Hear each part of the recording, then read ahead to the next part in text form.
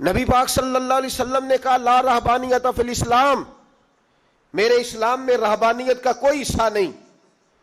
ایک آدمی جا کے صرف مسجد میں بیٹھ جائے، حقوق سارے چھوڑ دے، بال بچوں کو بھول جائے، اسلام اس کی حوصلہ افزائی نہیں کرتا، حوصلہ شکنی کرتا ہے۔ وہ والی صوفی کا درس حضور نے نہیں دیا کہ مسجد میں بیٹھو اور بس مسجد میں بیٹھو، خانقاہ میں بیٹھو، بلکہ نبی پاک صلی اللہ علیہ وسلم ہمیں بدر میں بھی نظر آتے ہیں۔ حضور خود جنگ کا لباس پہن کر ہمیں احد میں دکھائی دیتے ہیں۔ نبی پاک صلی اللہ تعالی وسلم ہمیں خندق کے موقع پر ہاتھ میں کدال پکڑ کر نبی پاک علیہ السلام ہمیں کھدائی کرتے ہوئے نظر آتے ہیں۔ مسجد نبوی تعمیر ہو رہی ہے تو حضور ہمیں خود اینٹیں اٹھاتے ہوئے دکھائی دیتے ہیں۔ سارے کام حضور نے کیے ہیں۔ لیکن میرے بھائی یہ یاد رکھو، اگر بدر میں جانا میرے نبی کی سنت ہے تو غار حرا میں چپ کر کے بیٹھ کے اللہ اللہ کرنا یہ بھی میرے نبی کی سنت ہے صلی اللہ تعالی علیہ وسلم۔ اگر احد میں، خندق میں، حنین میں، میدان میں رہنا حضور کا طریقہ ہے تو غار ثور میں 3 دن اللہ اللہ کرنا بھی نبی پاک کا ہی طریقہ ہے۔ اگر سارا دن تبلیغ کرنا حضور کا طریقہ مبارکہ ہے تو ساری رات مصلی پہ کھڑے رہنا، اور صحیح مسلم میں حضرت عائشہ فرماتی ہے کہ قدموں پہ ورم آ جانا یہ بھی تو میرے نبی کا طریقہ ہے نا۔ تو میرے بھائی اس کو کون اپنائے گا؟ مصروف ترین زندگی نبی پاک کی، اس کے باوجود اللہ کے رسول ہر سال 10 دن کا اعتکاف کرتے تھے۔ ہر سال، ایک سال جہاد پہ گئے تھے، اعتکاف نہیں ہو سکا، اگلے سال میرے نبی پاک نے 20 دنوں کا اعتکاف فرمایا، پچھلے 10 دن کا۔ میں نے ایک بزرگ کی تعریف کی، ایک اپنے بڑے پیارے میرے محبت والے دوست ہیں، ان کے سامنے میں نے کہا یار یہ بندہ بڑا 4 سال اعتکاف کرتا ہے، تو انہوں نے ترجمہ کر دیا میری بات کا، تھوڑی سی تشریح کر دی، کہنے لگے ماشاءاللہ فارغ ہو گئے، اب بچوں کی شادی ہو گئی، اب فارغ ہیں۔ تو میں نے کہا کہ آپ یہ کہنا چاہتے ہیں کہ جو فارغ ہوتا ہے وہ اعتکاف کرتا ہے؟ آپ یہ کہنا چاہ رہے ہیں؟ چونکہ میرا پیار تھا تو میں نے کہا ان سے کہ جو کوہ طور پہاڑ آپ نے سر پہ رکھا ہوا ہے آپ بھی ذرا اتار کے پھینکیں، دیکھوں تو صحیح کہ آپ کون سا مار کا فتح کر رہے ہیں۔ کس طرح کا ہمارا رویہ ہے، کس طرح کی ہماری سوچ؟ اگر کوئی شخص خیر کا کام کر رہا ہے تو بجائے اس کی حوصلہ کہتے ہیں فارغ ہے، بچوں کی شادی ہو گئی، بچے کام کاج کرتے ہیں اس لیے بیٹھتے ہیں۔ تو میں نے کہا آپ نے جو پہاڑ اٹھایا وہ بھی ذرا دکھائیں، روٹی آپ بچوں کو دیتے ہیں کہ اللہ دیتا ہے؟ ان کی پرورش کی ذمہ داری آپ کی ہے یا رب کریم کی ہے؟ تو 2 گھڑیاں محنت کرنے کا مطلب یہ ہے کہ تم نے پہاڑ اٹھایا ہوا ہے سر پہ؟ تو اس طرح کے فلسفہ ہم بیان کرتے ہیں۔ افسوس یہ ہوتا ہے کہ رمضان المبارک، اس میں بھی وہی سیاستیں، وہی خوش گپیاں۔ میں تو دعا مانگتا رہتا ہوں کہ اللہ روزوں میں کوئی الیکشن نہ آئے، آپ بھی آمین کہہ دیں، ورنہ وہی مصیبتیں، وہی جھوٹ سچ، وہی دروازوں پہ وہی۔ خدا کا واسطہ بس کر دو، رمضان شریف ہے، ٹھہر جاؤ ذرا، کیا ہو گیا ہے؟ میرے نبی پاک صلی اللہ علیہ وسلم نے فرمایا 11 مہینے جنت سجائی جاتی ہے اور پھر رمضان میں اللہ اپنے بندوں کے لیے جنت کے دروازے کھول دیتا ہے۔ 1 گھنٹہ پہلے صفائی کرتے ہیں مہمان نے آنا ہو تو، 1 گھنٹہ، ورنہ بچے دوبارہ سے پھر چیزیں بکھیر دیں گے۔ 1 گھنٹہ پہلے صفائی ہوتی ہے، لمبی نہیں، لیکن میرے نبی پاک نے فرمایا رمضان کے لیے رب کریم 11 مہینے جنت کو سجاتا ہے۔ چھوٹی بات ہے، روزے آ گئے، معمولی حیثیت ہے۔ ہم لوگ انہی معاملات میں، میں منع کرتا ہوں، ہمیشہ منع کرتا ہوں، آپ کو ہر سال منع کرتا ہوں، میں پابندی سے 1-2 اخبار ڈیلی دیکھتا ہوں۔ میرا ناشتہ نہیں ہوتا جب تک اخبار نہ ہو، چونکہ بزرگوں کا فتویٰ ہے جمعے کا خطبہ وہ دے جو عالمی حالات سے باخبر ہو۔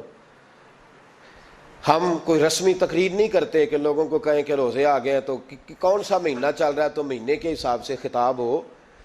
رسول اللہ صلی اللہ تعالی علیہ وسلم کی امت کے جو ذمہ دار اور پہرے دار ہوتے ہیں انہیں امت کی پہرے داری کرنی ہوتی ہے، اس لیے وہ یہ نہیں دیکھیں گے کہ کون سا موضوع چل رہا ہے اس پر میں نے 1 گھنٹہ گزارنا ہے، ترجیحات پر بات ہوگی۔ بات یہ عرض کر رہا تھا کہ میں رمضان شریف میں اخبار نہیں دیکھتا۔ میری اپیل ہے آپ سے کہ آپ رمضان شریف میں نا رمضان ٹرانسمیشن بھی نہ دیکھیں، ٹی وی پہ خبریں بھی نہ سنیں۔ سارا سال سنی ہیں خبریں، ہماری خبریں سننے سے ملک میں کیا انقلاب آ گیا ہے؟ وہ جو ہم نے چوک میں کھڑے ہو کے تجزیہ کیا تھا اس سے کتنے لوگ سنور گئے؟ چھوڑیں، جتنا وقت ملے وہ آ کے مسجد میں بیٹھیں، اللہ کے گھر میں وقت گزاریں، ٹائم دیں۔ عبادت آپ کو زندہ کرے گی، روحانیت پیدا کرے گی، توانائی آئے گی، خوبصورتی آئے گی آپ کے اندر، آپ زندہ رہیں گے۔ دنیا داری دلوں کو مردہ کرتی ہے، قرآن کی تلاوت، اللہ کا ذکر، مسجد کی حاضری روح اور دل کو زندہ کر دیا کرتا ہے۔ مسجد میں بیٹھیں, وقت دیں, مہربانی کریں. اور یہ بھی آج میں بڑی ذمہ داری سے عرض کر رہا ہوں, اگر آپ کبھی زندگی میں مجھے بھی دیکھیں نا ٹی وی میں کسی عورت کے ساتھ میں کسی پروگرام پہ بیٹھا ہوں, تو آپ بالکل لحاظ نہ کریں, آپ بالکل وہ چینل بند کر دیں, ہمیں ضرورت ہی نہیں. میرے لیے کوئی مفتی دلیل نہیں ہے وہ عورت کے ساتھ بیٹھا ہے پروگرام میں. میں نے تو وہ والا قرآن پڑھا جس میں اللہ کریم نے کہا عورتیں آ جائیں تو مرد نظریں نیچی کر لیں. ہم نے تو وہ والا قرآن پڑھا جس میں حکم ہے کہ مرد آئے تو عورت اپنی نظر نیچی کر لے. تو جہاں علامہ صاحب کے سامنے لڑکی بیٹھی ہے ٹی وی میں انٹرویو لے رہی ہے, وہاں نظریں نیچی ہوتی ہیں؟ کہاں سے فتویٰ آیا؟ حضرت جنید بغدادی تو فرمایا کرتے تھے کہ حسن بصری پڑھانے والا ہو, رابعہ بصری پڑھنے والی ہو, تو پھر بھی ان کو بغیر پردے کے پڑھنے پڑھانے کی اجازت نہیں ہے. بات ختم ہو گئی. میں کل, مجھے سرکاری یونیورسٹی ہے جامعہ کوٹلی کشمیر کی, انہوں نے مجھے دعوت دی کہ آپ کو لیکچر دینا ہے سائنس, تقویٰ اور رمضان.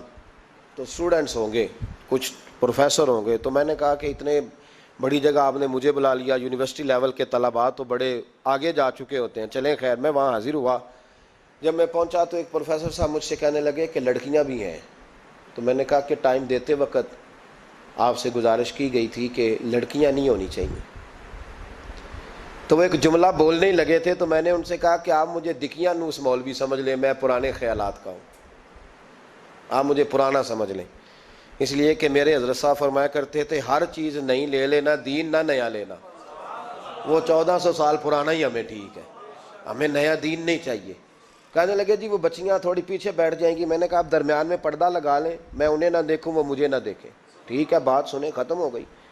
لیکن اگر وہ سامنے بیٹھیں گی تو ہم نہیں بات کریں گے. تو وہ چونکہ پی ایچ ڈی لیول کے لوگ ہوتے ہیں, زیادہ پڑھے ہوتے ہیں, دلائل دینے کی کوشش کی. تو میں نے کہا میں دلیل نہیں سنتا, میں سنتا ہوں یا اللہ کا قرآن یا مصطفیٰ کا فرمان. تو آپ مہربان. لیکن انہوں نے ضد نہیں کی, بڑے اچھے لوگ تھے. انہوں نے کہا جی ٹھیک ہے, لڑکیاں نہیں بیٹھیں گی. میرا عرض کرنے کا مقصد یہ ہے کہ کیا فرق پڑتا ہے ہمیں. بہت سارے ذرائع ہیں عورتوں تک پیغام پہنچانے کے, پیغام پہنچ جاتا ہے, کوئی حرج نہیں. آپ باپ پردہ بندوبست کریں. ہمارے رمضان کے فجروں کے درس میں ہزاروں کی تعداد میں عورتیں آتی ہیں, ان کے لیے باپردہ بیٹھنے کا بندوبست ہے. لیکن کچھ ضروری ہے کہ ٹی وی پہ ایک عورت بن سور کے سامنے بیٹھے اور آپ اس کے سوالوں کے جواب دیں؟ ہمارے لیے نہ کوئی مفتی دلیل ہے, نہ کوئی شیخ الحدیث دلیل ہے. اس طرح کا کوئی مفکر محقق ہمارے لیے دلیل نہیں. ہمارے لیے دلیل رسول اللہ کی ذات ہے صلی اللہ تعالی علیہ. ختم ہو گئی بات. اس لیے کوئی ایسی ٹرانسمیشن نہ دیکھو, کسی طرف توجہ نہ کرو. یار 30 تو روزے ہیں, وہ بھی کئی دفعہ 29 ہو جاتے ہیں. اللہ کہہ رہا ہے ایام معدودات, ایک گنتی کے دن ہے. اور میرے بھائی کیا مصیبت ہے, میرا وقت نہیں گزر رہا. آپ یقین کریں اللہ جانتا ہے, ہم تو رمضان کو زنجیریں ڈالتے ہیں. یہ کام بھی رہ جاتا ہے, رمضان گزر جاتا ہے, یہ بھی رہ جاتا ہے, رمضان گزر جاتا ہے, یہ بھی نہیں ہو پاتا رمضان. پتہ نہیں کس وقت روزے آتے ہیں, کب نکل جاتے ہیں. کہتے ہیں میرا وقت نہیں گزرتا تو میں ٹی وی دیکھتا ہوں. قرآن سارا پڑھ لیا ہے, حدیثوں کا مطالعہ ہو گیا, اپنی آخرت کے لیے نفل سارے پڑھ لیے, تسبیحات ساری ہو گئی. جو اب ٹائم نہیں گزرتا تھا تو ٹی وی پہ جا بیٹھے. کدھر چلے گئے ہم؟ علامہ اسماعیل حقی نے حدیث لکھی, حضرت عائشہ صدیقہ رضی اللہ تعالیٰ عنہ فرماتی ہیں, تفسیر روح البیان میں موجود ہے. کہتی ہیں ایک دن حضور اچانک میرے ساتھ آرام فرماتے, بستر سے اٹھے نکل گئے. ہمیشہ نبی پاک علیہ السلام کا طریقہ مبارکہ تھا, جب رات کو تہجد کے لیے اٹھتے تو کہتے ابو بکر کی بیٹی حق تیرا ہے, وقت تیرا ہے, پر اگر تو اجازت دے تو میں اپنے اللہ کو راضی کر لوں. آج حضور نے پوچھا ہی نہیں, بستر سے اٹھے چلے گئے. کہتے میں اٹھی, میں نے دائیں بائیں دیکھا, محبوب نظر نہ آئے. حضور کی تامد استعمال شدہ پڑی تھی, وہ تامد میں نے اٹھا کے اوڑھ لی اور میں نکل گئی حضور کو تلاش کرنے. کہتی ہیں جب میں باہر گئی مسجد نبوی شریف کے ساتھ جنت البقیع کی جانب, نبی پاک سجدے میں تھے. کہتی ہے میں گئی, تھوڑی دیر کھڑی ہوئی, حضور نے آہٹ سنی تو پوچھا تو کون ہے؟ میں نے کہا میں عائشہ ہوں. تو محبوب نے فرمایا یہ عائشہ کون ہے؟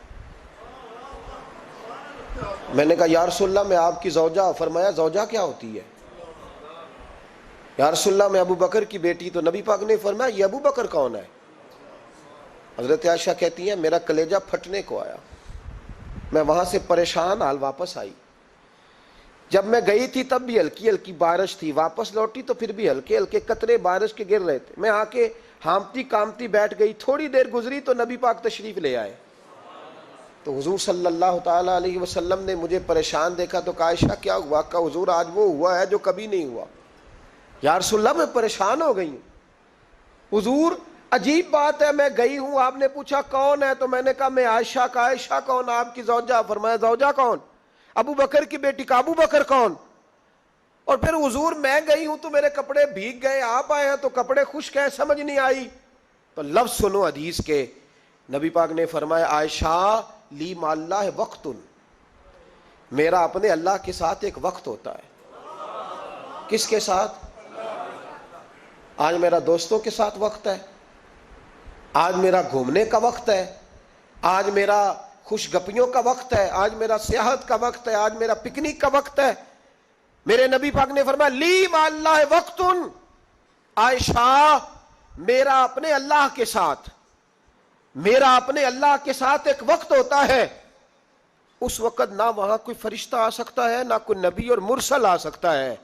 جب فرشتہ اور نبی نہیں آ سکتے تو عائشہ اور ابو بکر کیسے آ سکتے ہیں؟ تو کہا یا رسول اللہ پھر وہاں ہوتا کون ہے؟ تو حضور فرمانے لگے ایک میں ہوتا ہوں، دوسرا میرا رب ہوتا ہے، تیسرا کوئی موجود نہیں ہوتا. امت کو درس دیا ایک وقت 24 گھنٹوں میں ایسا لایا کر جس میں تو اپنے رب کو دکھڑے سنائے، جس میں تو دعائیں مانگے، جس میں تو عرض و نیاز کرے، جس میں تو اپنے گناہوں کی معافی چاہے.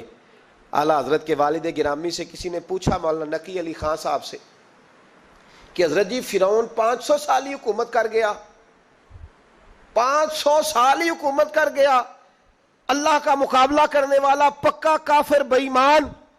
تو آپ فرمانے لگے ملا رومی کی وہ کتاب پڑھو مثنوی، جس میں انہوں نے لکھا ہے کہ جب ساری دنیا سو جاتی تھی تو فرعون اٹھ کے مصلے پہ بیٹھتا تھا، کہتا تھا یا اللہ معاف کر دے، رب تو ہی ہے، گناہگار بڑا ہوں پر مہربانی کر. روز معافیاں مانگتا تھا تو رب کریم کی قدرت نے مہلت دی کہ روز توبہ کرتا ہے، چلو ایک دن سچی بھی کاری جائے تو اچھا ہے. اللہ نے مہلت دی. اور میرے بھائی اگر تو روز رات مصلے پہ بیٹھے تو تجھے مہلت ملے، عذاب نہ آئے. اگر تو اپنے رب کے ساتھ تنہائی کرے تو اللہ تجھے مہلت دے، سزا نہ دے. لیکن ہم یہ وقت نکالتے ہی نہیں. اللہ کے ساتھ میت کا ہمارا مزاج ہی نہیں. ترمذی شریف میں نبی پاک علیہ السلام نے فرمایا دنیا داروں کو دکھڑے نہ سنایا کر، مالداروں کے سامنے رونے نہ رویا کر. یہ تجھے کیا دے سکتے؟ تو اٹھ کے جائے گا تو کہیں گے محنت کرتا نہیں، روز مانگنے آ جاتا ہے. دنیا داروں کو دکھڑے نہ سنا، فرمایا دکھ سنا تو اپنے رب کو سنا، اللہ والوں کو سنا، اللہ کے نبی کو سنا. اس سے مراد یہ سارے کہا دکھڑے اپنے رب کو سنا. اگر تو اپنے رب کو دکھڑے سنائے گا تو تھوڑی دیر ضرور ہوگی، لیکن ایک دن ایسا ضرور آئے گا. میرے مصطفیٰ کریم فرماتے ہیں رب تجھے دنیا سے بے نیاز کر کے مالا مال فرما دے گا. دھوکے کا مزاج نہ بنا، کینچی لے کے نہ گھوم کے کیسے جیب کاٹ سکتی. اللہ کو دکھڑے سنا. حضرت عائشہ عرض کرنے لگی حضور چلیں یہ تو سمجھ آ گئی، لیکن بارش مجھ پہ پڑی آپ پہ پڑی نہیں. تو کہا عائشہ تم نے اوڑا کیا تھا؟ کہا حضور آپ کی تامت. فرمایا بارش کوئی نہیں تھی، جب تو نے میری تامت لی تو خدا کی رحمتیں تم پر برسنے لگ گئی. تو حضور کے وجود سے لگی ہوئی چیز کوئی اوڑھ لے تو رحمت برستی ہے. تو میرے نبی کی مسجد چومنے سے کیوں رحمت نہیں برستی؟ جالی چومنے سے کیوں نہیں برستی؟ جہاں جہاں حضور رکے، جہاں جہاں نبی پاک ٹھہرے، وہاں جانے سے کرم کیوں نہیں ہوتا؟ تو عزیزو یاد رکھو رمضان میں ایک ڈیوٹی آپ نے یہ کرنی ہے کہ عبادت کو وقت دے، ٹائم نکالیں. جو اتنے سے بھی فارغ ہے نا وہ 19ویں روزے تک کل فارغ ہو کے 20 کو اعتکاف بیٹھے. زندگی میں ایک دفعہ اعتکاف تو ویسے بڑا ضروری ہے. ہمارے بزرگوں نے لکھا ضروری ہے ایک بندہ اعتکاف کر لے زندگی میں ایک دفعہ، ہر سال کرے تو سنت ادا ہوگی. ویسے سنت مؤکدہ الکفایہ ہے، بستی میں اگر کوئی بھی نہ بیٹھے گا تو سارے گناہگار ہوں گے. ہم انشاءاللہ اس مسجد میں اس سال اجتماعی اعتکاف کریں گے. میں نے یہ پروگرام بنایا ہے کہ لوگ اعتکاف تو بیٹھتے ہیں لیکن نہ بیچاروں کو قرآن مجید پڑھنا آتا ہے، نہ نماز وضو غسل کے مسائل آتے ہیں، نہ انہیں پتہ ہے کہ رات عبادت کیسے کرنی ہے. تو میں نے یہ ارادہ کیا اس سال میں نے معافی لیا ہاتھ باندھ کے. میں نے کہا یار سارا سال میں پورے ملک میں گھومتا ہوں، اس سال رمضان میں میرا ارادہ ہے میں صرف اپنے شہر میں رہوں.